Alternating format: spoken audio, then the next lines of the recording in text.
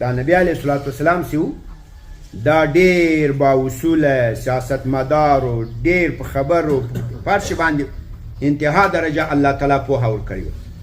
داسې نه وه چې خالي بدماشي و چپک و بکش دا خبرې هغسې به چا خبره نه منله بیا ذاتې بکش چپکه نور ډیر په با اصوله و.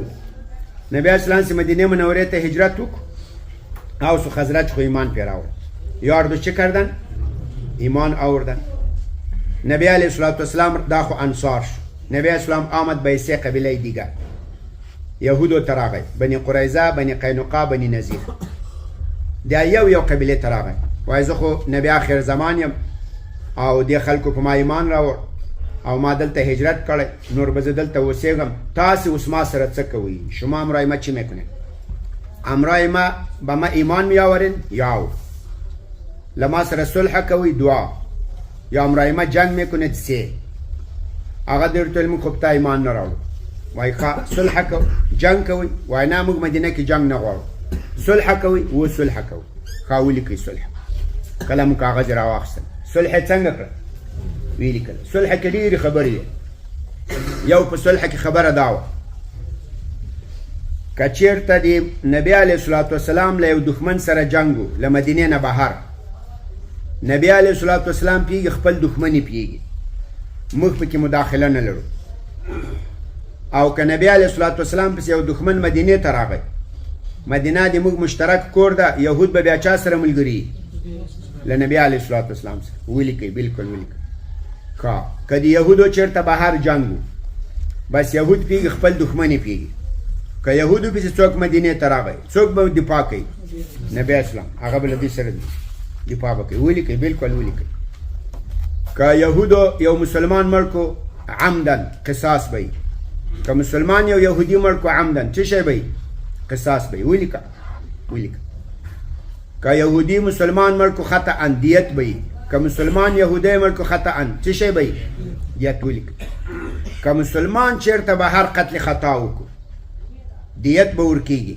نیمه دیت به مسلمانان ورکوي نیمه به یهودیان ورکوي څوک ځکه دغه مسلمان خو د موږ مشترک خو د مدینې مسلمان دی د چا ده د مدینه خو د دواړو مشترک وطن دی شی ده نو مشترک سړي قتل کړی راوړي دیت راوړي نیمه نیمه نیمه د تا که یهودي چېرته قتل خطا وکړو له مدینې نه بهر چا یهودي نیمه دیت به څوک ورکوي او نیمه به څوک ورکوي یهود ولیکي نور تقریبا کوم 2-3 مواد پکې لیکل شوي دي په دا نسائی او په دغو کتابو کې تاسې پیدا کولی شئ سیرت په کتابو کې هم یا حدیثو کتابو کې هم دا ولیکل شو اتې نبی اسلام له یهودو نه بېغمه سو یهودو نه چې بېغمه سو مدینه کې خو کراري سو نور ذات یهود نبی اسلام جنګ کوي نه هېڅ شي کراري سو ګرځه خپل کار کوه چاته ځان فارغ کړو مشرکینو ته ګورې دا نبی اسلام چې چېرته صلح کړې ده د هغو ټول سیرت کې راوګورئ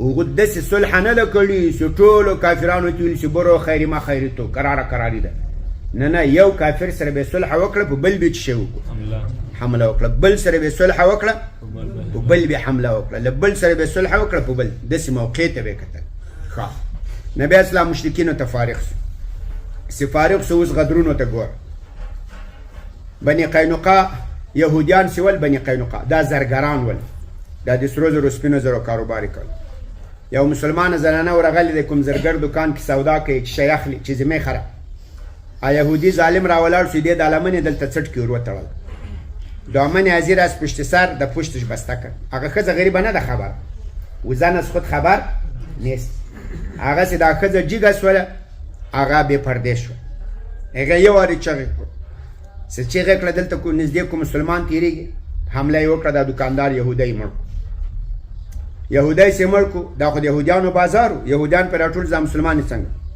مړ کړو نبی اسلام ته خبر ورغی نبی اسلام ورته ویل ما ته قاتل راکړئ څوک راکړئ قاتل دوی وایي دې مسلمان یهودی مړ کړو وایي صحیح ده چې دې مسلمان یهودی مړ کړو تاسې به ما ته راغلي واست څرنګه چې تا مسلمان یهودی مړ کړی ده دا موږ ته راکړه چې موږ یې څه شی قصاص کړو تاسې خو ما ته نه ده راکړی ما ته هم خبر نه دی ما مسلمان هم څنګه کړی مړ کړی اوس یې زه پوښتنه کوم که ده یهودی مړ کړی وای تاسې به څه شی کوئ پوښتنه کوله اوس زه د خپل څه شي پوښتنه کوم یهودي ویل موږ ټول قاتلین یو. موږ څه شی یو؟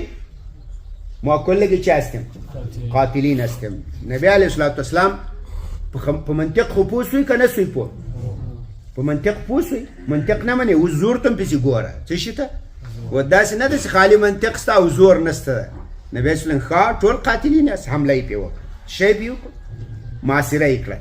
چې محاصره یې کړل، محاصره و نبی اسلام اراده وسه ټول ذبحه کړي. په دې کې عبدالله ابن ابی ابن سلول راغی، رئیس المنافقین. دا دغه معاهدین ول، دغه ملګري ول. د نبی اسلام په دې ګریوان کې هغه اصغر اغوستې وه، زیرې دا یې اغوستې وه، داسې په دې اصغره کې ګوتې ورباندې کړې او داسې یې کلک نبی اسلام خوشی مې کوی نه دې خوشی کوم، بس دا خلک به ما ته راسپارې، یهود را به ما تفویض کو، ما میفهمم فیصله یې جا میفهمم. کلک یې نیولی بیخي یې پرېږدي نه. نبی اسلام څونه کوشش وکړ نه یې پرېښود. اتې ورته ویل زه فیصله پرې وکړم. یعنی ولاړ. اتې هغه فیصله وکړه چې بس تاسې به له مدینې وځئ. شما از مدینه چه میشین؟ میبرین. که نه نبی اسلام اراده کړې وه چې یو یو به ذبحه کېږي، یکه یکه چی میشه. ټول یې له مدینې نه وشړل، کورونه مورونه باغونه جایدادونه چاته پاتې سو؟ مسلمانانو ته. دې له شر نه خو خلاص سو. پوه نه شوله؟ پاتې سو بني نذیر. څوک؟ بني نذیر. بني نذیر یو صحابي و عمرو ابن امیه الزمري. د دې اوږده قصه ده، اوږده قصه به یې په خپل ځای کې کوو.